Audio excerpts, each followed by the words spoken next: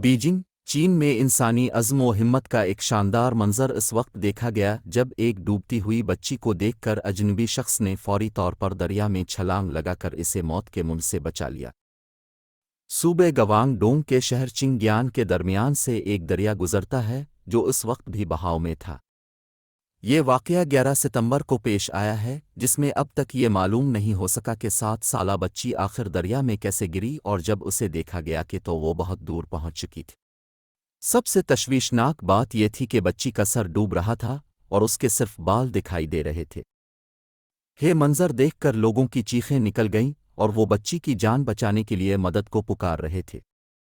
یہی وجہ ہے کہ اس شخص نے فوری طور پر دریا میں کود کر تیزی سے تیرنا شروع کر دیا اور دور موجود بچی کی جانب بڑھا اور اسے گرفت میں لے کر دوبارہ کنارے تک لے آیا۔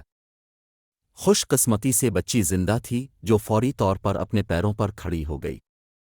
اس بچی کے پاس اسکول بیگ بھی تھا۔